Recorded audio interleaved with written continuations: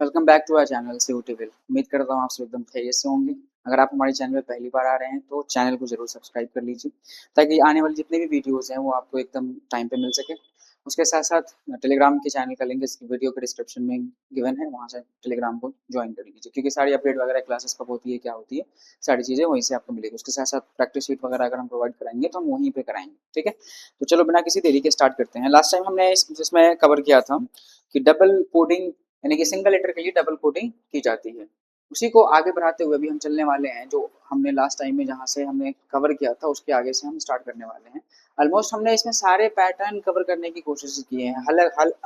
जितने भी अलग अलग वैरायटी के क्वेश्चन बन सकते हैं हमने सारे पैटर्न कवर करने की कोशिश की है। जो भी हमसे जुड़ा हुआ है शुरू से लेकर अभी तक, मुझे नहीं लगता कि उसे अभी तक ऐसा कुछ फील हुआ होगा कि उससे ये क्वेश्चंस नहीं बनने वाले हैं। ये सारे क्वेश्चंस बन जाएंगे, बस सिंसियरली आप अपने तरफ से इफर्ट्स देंगे तभी जाकर के ये पॉसिबल हो पाएगा, क्योंकि हम अपनी तरफ से इफर्ट्स दे रहे हैं जितना पॉसिबल है हमसे। तो हमने लास्ट टाइम में ये देखा था कि एक लेटर के लिए डबल कोडिंग होती है, यानी कि 2 letter coding for a single letter, यानी कि एक सिंगल लेटर होगा उसके लिए डबल कोडिंग की जाएगी। जैसे अगर हम बात करें टी, टी कितने पे होता है 20 पे, 1 माइनस करूंगा तो क्या आ जाएगा 19, 19 में क्या होता है एस, टी में 1 प्लस करूंगा तो कितना हो जाएगा 21, 21 पे क्या होता है बच्चे यू, यू यहाँ पे रहा। ठीक है, तो यानी कि सिंगल लेटर के लिए डबल कोडिंग की जाती है। समझ में आया?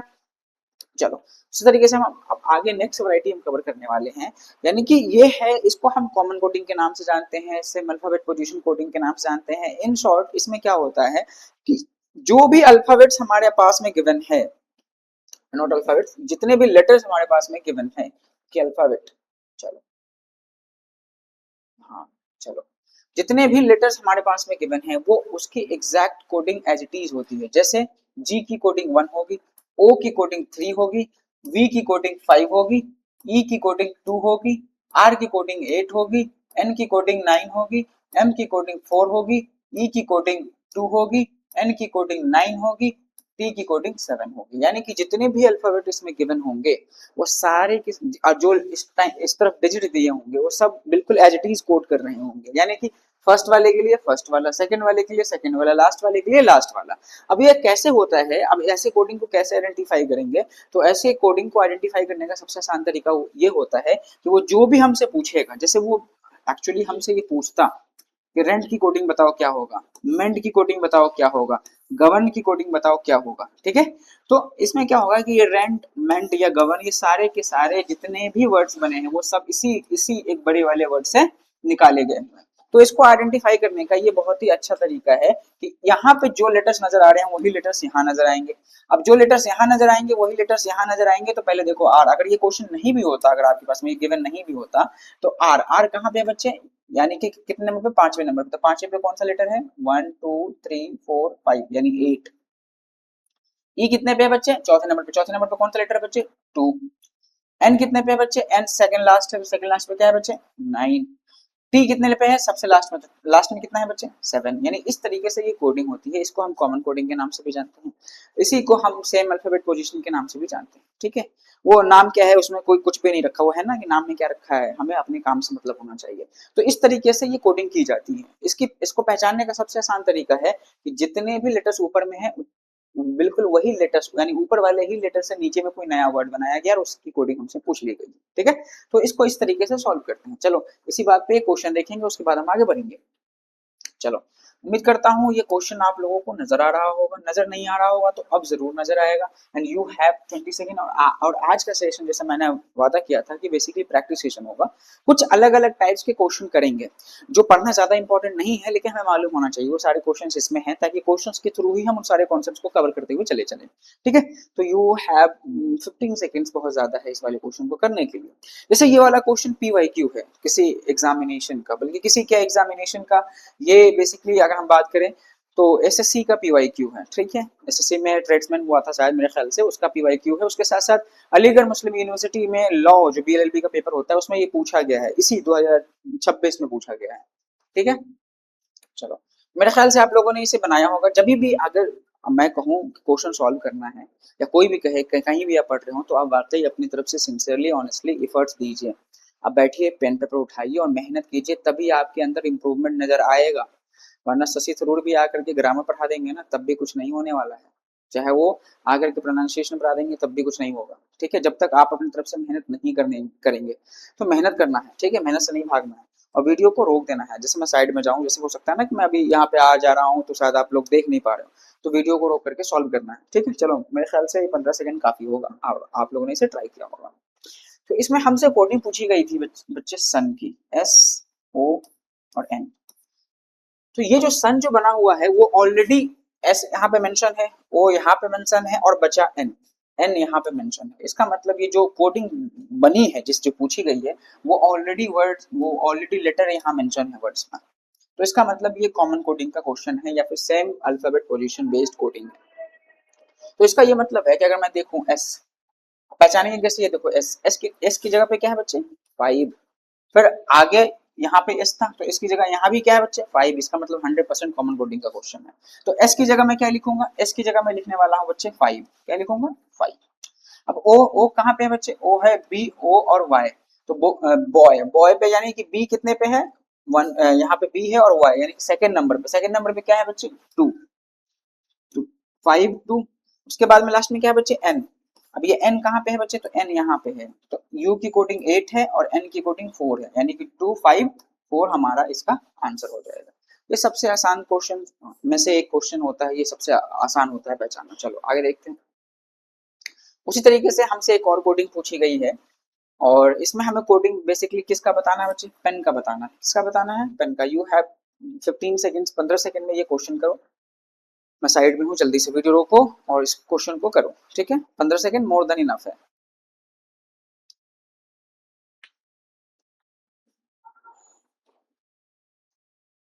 दिख रहा होगा मेरे ख्याल से। चलो अब क्लियर दिख रहा होगा, ठीक है।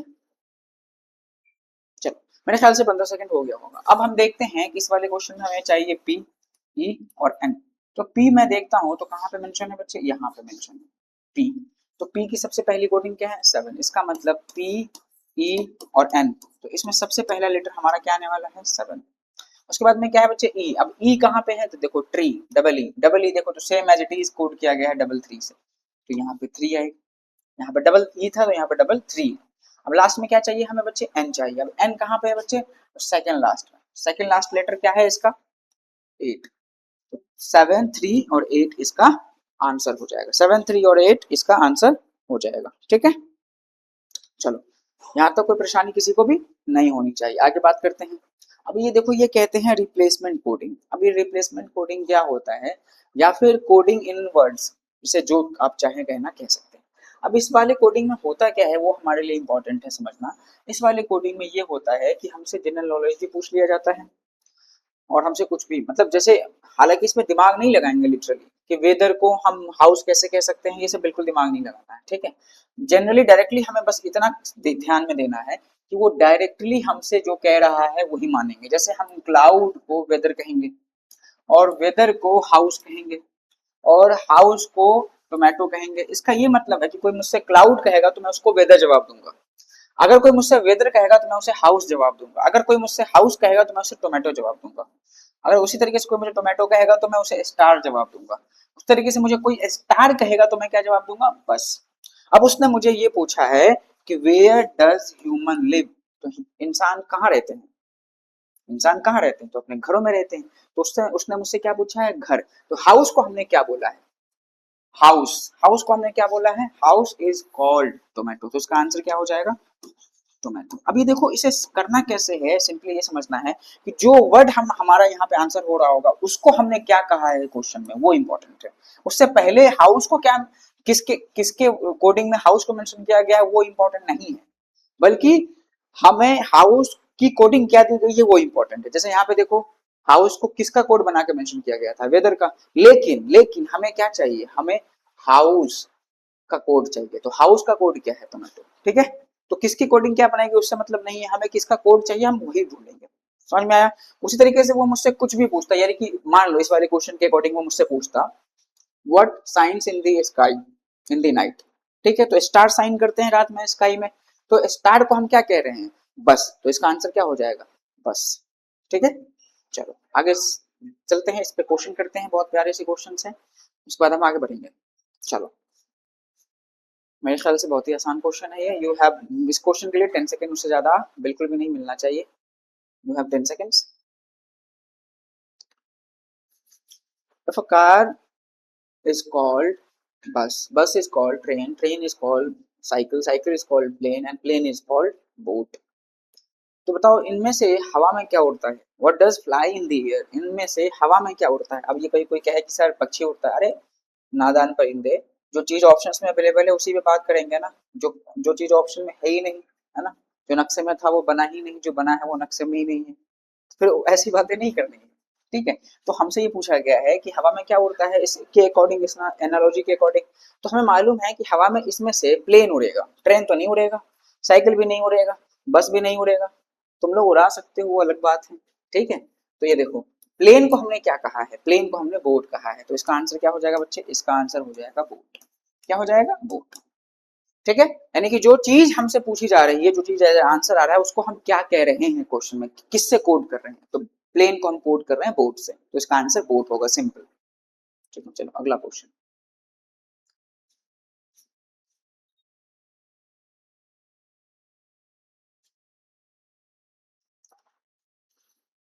10 सेकेंड्स। अब तो तुम लोग मान गए होगा कि हाँ 10 सेकंड वाकई बहुत ज्यादा है ऐसे क्वेश्चंस के लिए, है ना। Who does teach in the class? चलो, क्वेश्चन क्या कह रहा था? टीचर इज कॉल्ड स्टूडेंट्स, तो who does teach in the class? तो क्लास में कौन पढ़ाएगा? इसका आंसर क्या है? टीचर। टीचर ही तो क्लास में पढ़ाएंगे। तो टीचर की कोडिंग हमें पूरा पढ़ना भी नहीं है, हमें टीचर ढूंढना है, टीचर को क्या कहा गया, बस वही हमारा आंसर होगा। तो टीचर को क्या कहा गया है? स्टूडेंट। तो आंसर क्या हो जाएगा? स्टूडेंट, बस। इससे ज्यादा कुछ भी दिमाग लगाने की जरूरत नहीं है ऐसे क्वेश्चंस में। ये 5 सेकंड से ज्यादा का क्वेश्चन नहीं है एग्जामिनेशन हॉल में। चलो, अब हम बात करते हैं वर्ड कोडिंग। अब ये वर्ड कोडिंग क्या होती है? किसी एक वर्ड के लिए कोई एक वर्ड कोड किया जाता है। क्या किया जाता है बच्चे? किसी एक वर्ड के लिए कोई एक वर्ड कोड किया जाता है। जैसे अगर आप देख पा रहे होंगे तो यहाँ पे कुछ वर्ड्स लिखे हैं। अब लेकिन इसमें ना एक बहुत इंपॉर्टेंट चीज ये है कि एज इट इज स्मेल के लिए MOL कोड किया जाएगा, ये इंपॉर्टेंट नहीं है। ए के लिए TOR कोड किया जाएगा, ये भी इंपॉर्टेंट नहीं है। राइट के लिए LOL कोड किया जाएगा, ये भी इंपॉर्टेंट नहीं है। हाँ, लेकिन इसमें से किसी एक का कोड कोई एक होगा इसमें से, यानी कि वर्ड कोडिंग कहते हैं इसे, यानी कि वर्ड के बदले में एक वर्ड की कोडिंग की गई।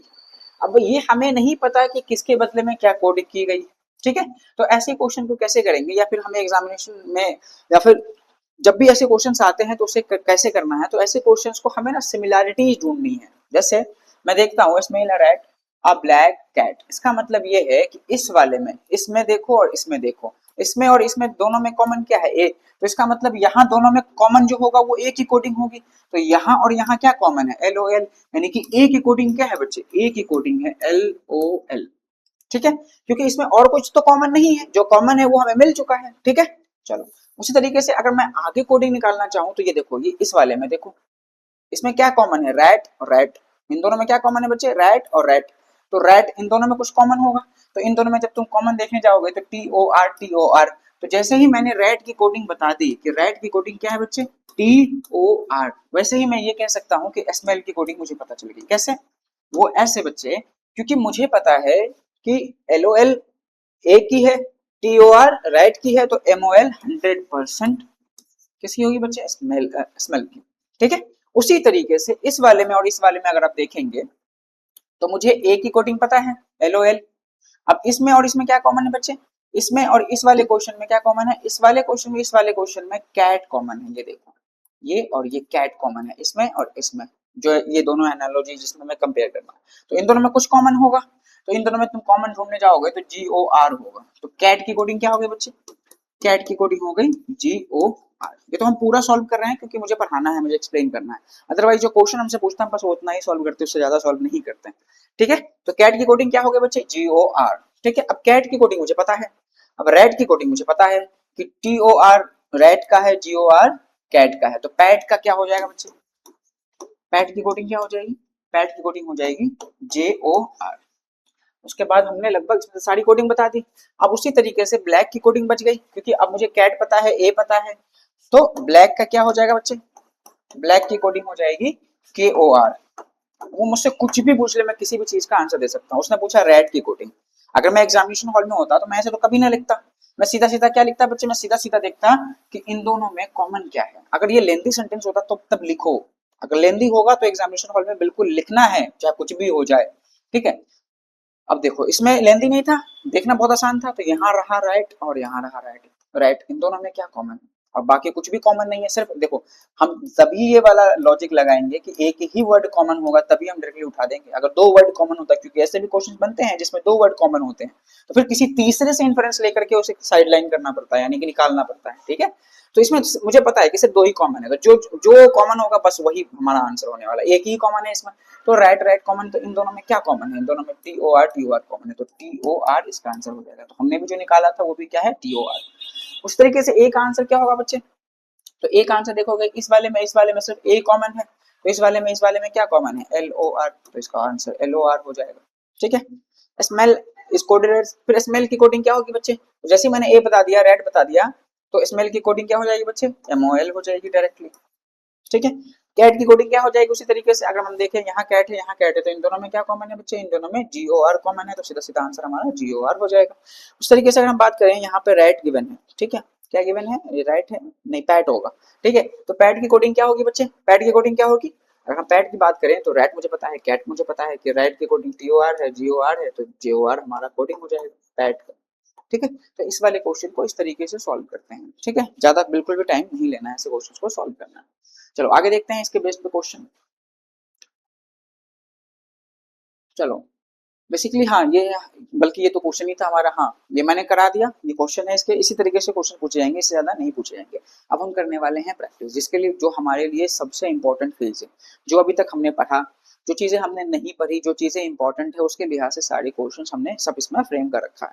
बाद बाकी रिस्पॉन्स आपकी तरफ से और अच्छा रहा तो हम और ज्यादा प्रैक्टिस करेंगे, इतना प्रैक्टिस करेंगे कि मोर देन सफिशिएंट होगा, 1000 टाइम मोर देन सफिशिएंट होगा। हालांकि ये हमारे लिए मोर देन सफिशिएंट है जो हमने पढ़ा है, यकीन मानो जो कंटेंट तुम्हें मिल रहा है ना, अभी तुम्हें इसकी कदर नहीं होगी, जब पैसे दोगे किसी कोचिंग इंस्टीट्यूट को भर भर करके, तब तुम्हें कदर होगी कि हाँ ये कंटेंट हमें क्या मिल रहा था। चलो अब ये कोडिंग दी गई है हमें कि in certain code language hem is coded as ऐसे ऐसे, and what is code for the BETS, ठीक है।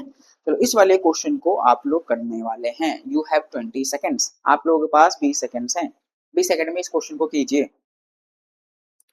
वीडियो को पॉज करेंगे, क्वेश्चन अटेम्प्ट करेंगे, फिर उसके बाद में आंसर मिलाएंगे, ठीक है। 20 सेकेंड्स।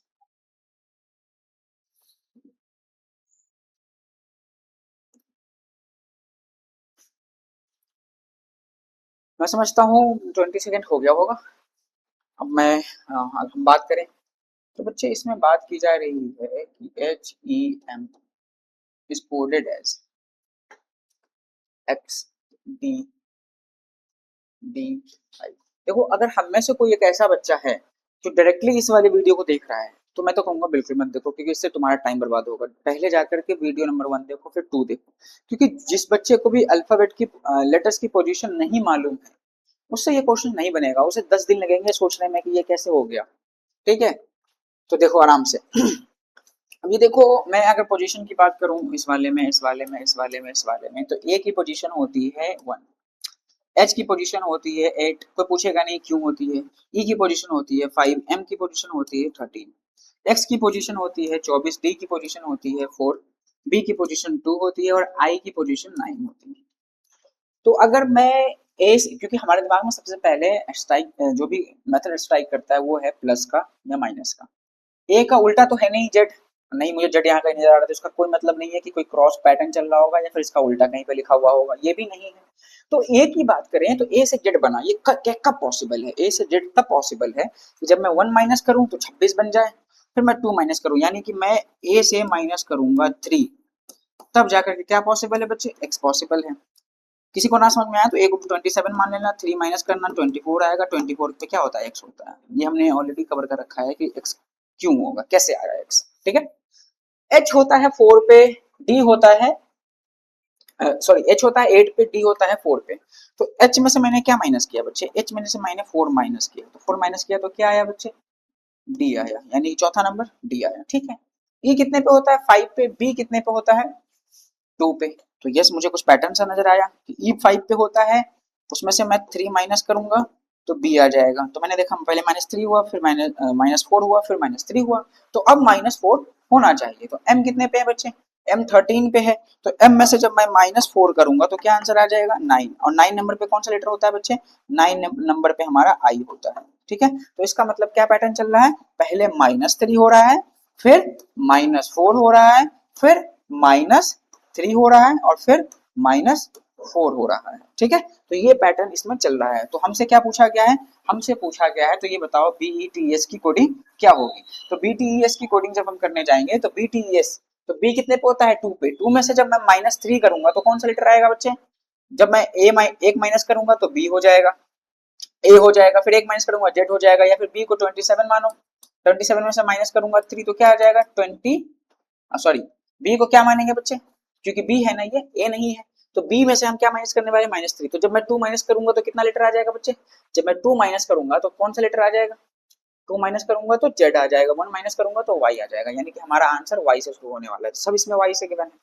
ये जो मैं अभी डिस्कशन कर रहा हूँ क्वेश्चन आंसर्स को, इस तरीके से कर रहा हूँ कि हम में से कोई एक बच्चा है जो अभी भी बहुत ज्यादा कंफ्यूजन में है, तो वो भी इसे समझ पाए। तो बी में से 3 माइनस करूंगा तो वाई आएगा।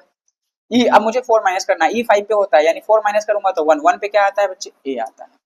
टी होता है 20 पे, मैं उसमें से 3 माइनस करूंगा यानी कि 17, 17 पे कौन सा लेटर होता है बच्चे? क्यू होता है।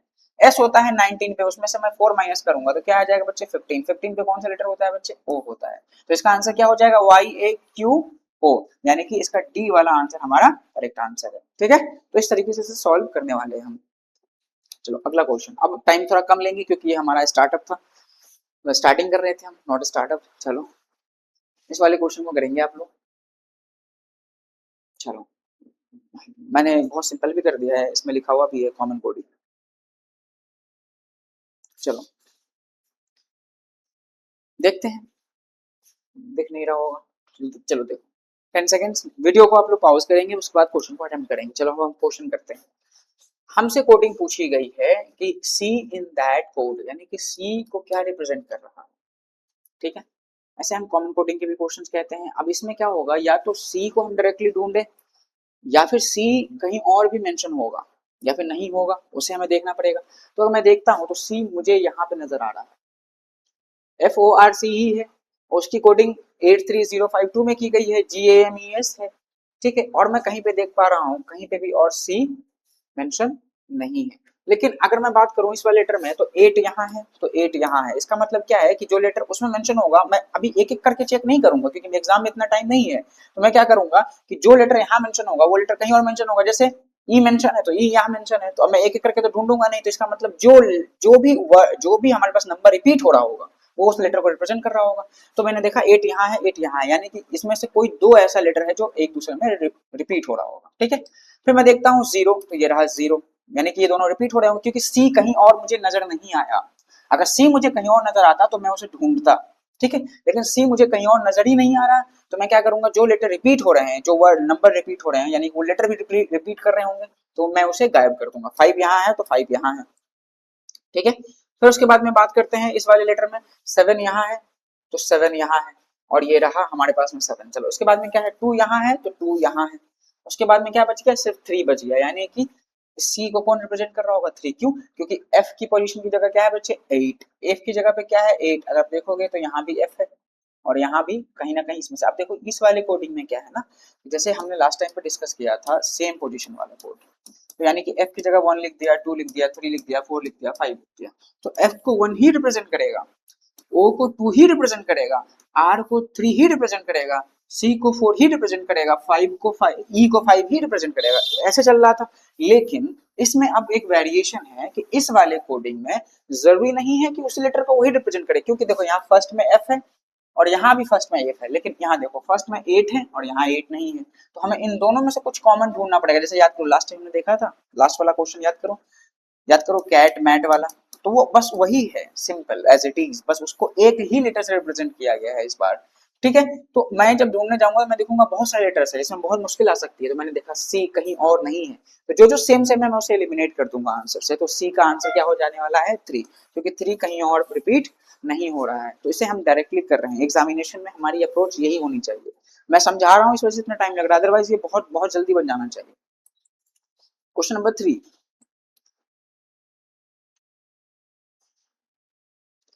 In a certain code language, Fox is coded as 14, Goat is coded as 21, and how will Tom be coded in that language? ये भी बहुत अच्छा क्वेश्चन।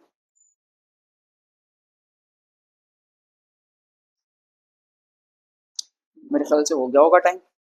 चलो अब देखते हैं कि फॉक्स को हम 14 में कोड कर रहे हैं। मैंने बोला था ना कि कुछ कॉन्सेप्ट्स हैं, कुछ अलग टाइप के क्वेश्चन हैं जो जनरली नहीं पूछे जाते, लेकिन हमें उसे पढ़ना है, तो ये उसी में से क्वेश्चन। ठीक है, ये देखो, इसको अगर फॉक्स को 14 कोड किया जा रहा है, ये कैसे पॉसिबल है? 6 नंबर एफ आता है 6 पे, वो तो बहुत दूर आता है, 15 पे आता है, तो प्लस करके भी पॉसिबल नहीं है। एक्स तो 24 पे आता है। अपोजिट लेटर में करूँ तो एफ यू यू यानी कि 21, ये तो पहले ही ज्यादा हो गया, वो यानी तो बहुत मतलब 21 तो पहले ही ज्यादा हो चुका है, तो हमें आगे चेक करने की भी जरूरत नहीं है। यानी ऐसा नहीं है कि अपोजिट पोजीशन को भी ऐड किया जा रहा हो। तो इसमें क्या चक्कर चल रहा है, तो मैंने देखा 1 2 3 लीटर्स है, 3 लीटर्स यानी 3 का स्क्वायर प्लस कुछ हो रहा है, यानी 3 का स्क्वायर 9 प्लस 5 14। फिर मैंने आगे भी देखा 1 2 3 4 लीटर्स, यानी कि 4 का स्क्वायर प्लस 5 होना चाहिए, यानी कि 21, तो बिल्कुल 21 है। तो इसी तरीके से मैं देखूंगा 1 2 3 4 5, यानी कि 5 का स्क्वायर प्लस 5, यानी कि 5 का square 25 plus 5 is equal to 30। इसका आंसर क्या हो जाएगा बच्चे? 30। क्या आंसर हो जाएगा? 30। तो हमें क्वेश्चंस करते हुए इस तरीके से भी सोचना है, क्योंकि दिन ब दिन कॉम्पिटिशन टफ होता जा रहा है। जितना हमने पैटर्न देखा, जो मैंने पढ़ाया, उसे ध्यान रखना ही रखना है। बाद बाकी नंबर्स के बेस पे अगर क्वेश्चन आए तो हो सकता है कि जितने लेटर्स इसमें इस्तेमाल किए गए हैं उसका स्क्वायर प्लस कोई नंबर ऐड हो रहा हो। जैसे इसमें देखा हमने 3 लेटर्स थे, 3 का स्क्वायर प्लस एक नंबर ऐड हुआ।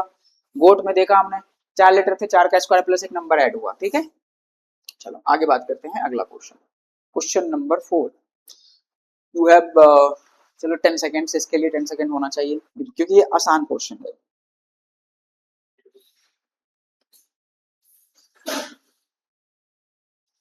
चलो स्टार्ट करते हैं। आप लोगों ने वीडियो रोका होगा और अपनी तरफ से ट्राई किया होगा, बाद बाकी हम इसे देखते हैं।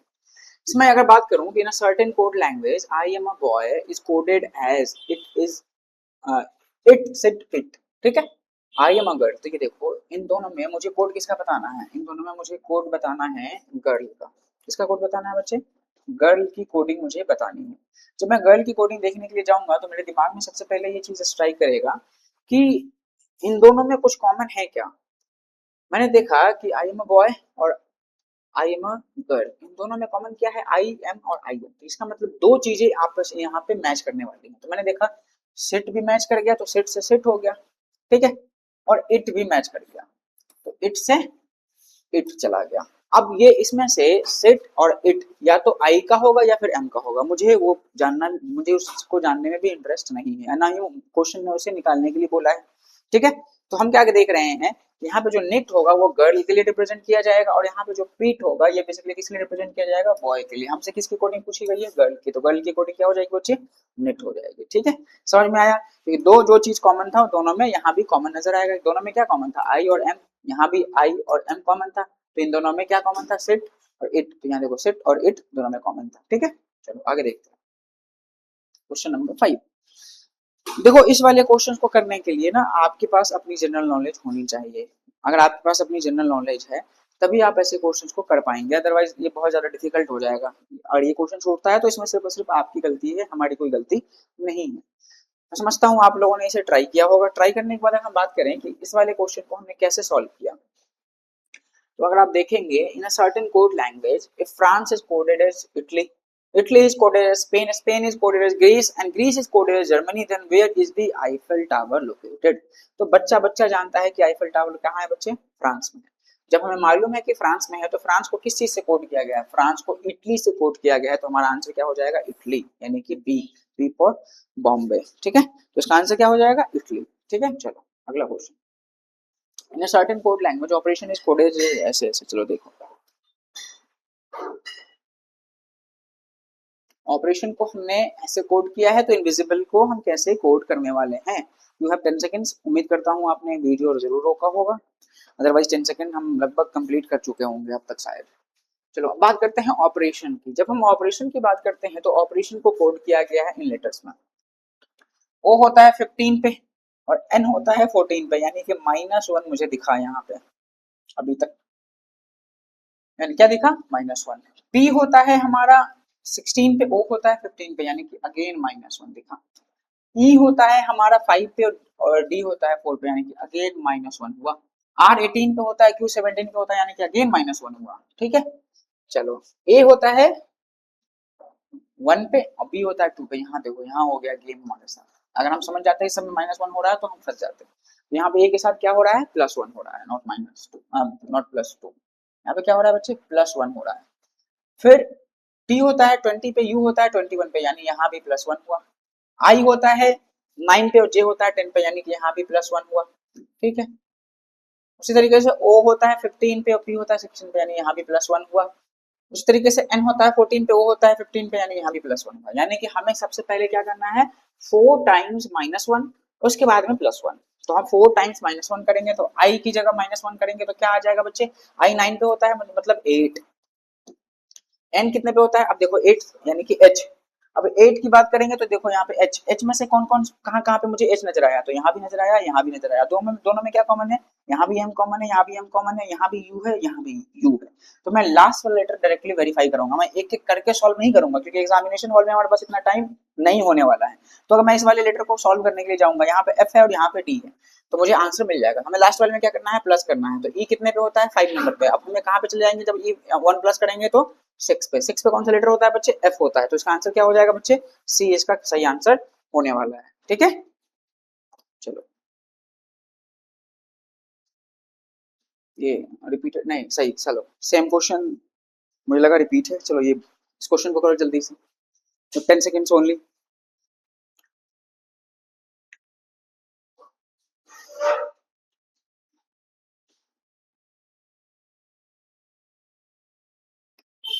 चलो मैं उम्मीद करता हूँ अब तक आप लोगों ने क्वेश्चन ट्राई किया होगा और ये बन भी गया होगा। जैसे मैं बात करता हूँ M की, M को कोड किया गया है N से, I को कोड किया, अब I को कोड किया गया है K से। तो M से N कैसे बनेगा, जब मैं +1 करूँ। I से K कब बनेगा, जब मैं इसमें +2 करूँ। R से U कब बनेगा, R 18 पे होता है, U 21 पे होता है, जब मैं +3 करूंगा। A से E कब बनेगा, जब मैं +4 करूंगा। तो इसमें क्या चल रहा है, +1 +2 +3 +4। फिर उसी तरीके से C से H कब बनेगा, जब मैं +5 करूंगा।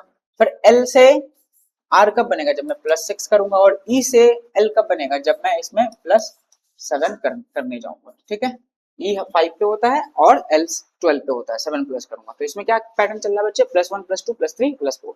तो G में मैं +1 करूंगा तो कौन सा लेटर आ जाएगा बच्चे, G कितने पे होता है, 7 पे, यानी कि हमारा सबसे पहला लेटर होगा H। ऑप्शंस में देखेंगे हमारा सब एक ही ऐसा ऑप्शन है जिसके अंदर H मेंशन है, तो इसका आंसर डायरेक्टली C हो जाएगा। बाद बाकी सॉल्व करेंगे तो हमारा आंसर यही आने वाला है। चलो ठीक है, अगला question, question number 7, 10 seconds.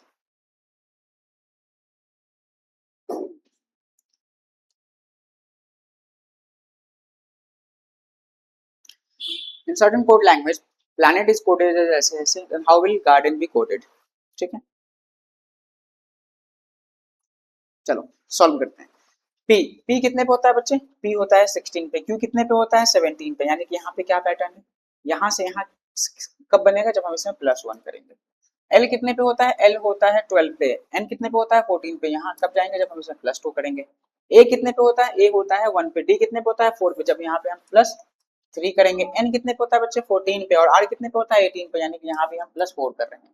E कितने पे होता है 5 पे, J कितने पे होता है 10 पे, यानी यहाँ पे +5, और T कितने पे होता है 20 पे, और Y कितने पे होता है 25 पे, यानी कि यहाँ पे +5। इसमें पैटर्न क्या है कि पहले हमने +1 टू लास्ट वाले में 5 ही रिपीट हो गया। देखो उस तरीके से गार्डन की कोडिंग क्या होगी, तो गार्डन की कोडिंग क्या होगी, G कितने पे होता है 7 पे, यानी कि हमारा अगला लेटर H होगा, क्योंकि 1 हमें ऐड करना है। A में हमें 2 ऐड करना है, तो क्या हो जाएगा बच्चे C। H और C से कौन सा ऑप्शन है, तो सिर्फ और सिर्फ एक ही ऑप्शन है, ऑप्शन नंबर A। तो यही हमारा सही आंसर हो जाएगा। ठीक है, एग्जामिनेशन हॉल में बैठ करके बहुत मजे में नहीं बनाना है, कितना अच्छा पढ़ के गए तो बहुत अच्छे से क्वेश्चन बना रहे हैं, पूरा क्वेश्चन सॉल्व करने की जरूरत नहीं है। क्वेश्चन नंबर 8, चलो टेबल इज कोडेड ऐसे ऐसे, तो चेयर को कैसे कोड करेंगे, चलो देखते हैं।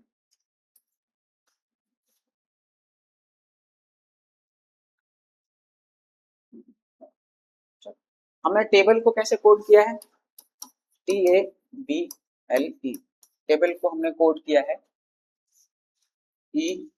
ELBAT।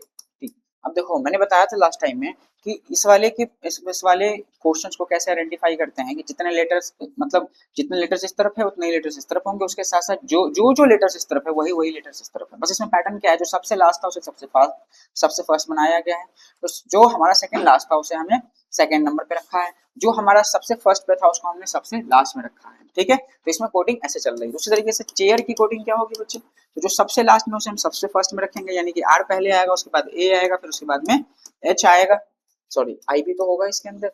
सबसे पहले क्या आएगा, आर आएगा, उसके बाद में आई आएगा, फिर उसके बाद में ए आएगा। ठीक है, तो आर आई ए और एच और सी, एच और सी हमारा आंसर, तो सबसे फर्स्ट वाला ऑप्शन हमारा करेक्ट आंसर होगा इसका। ठीक है, चलो यहाँ तक क्लियर हो गया।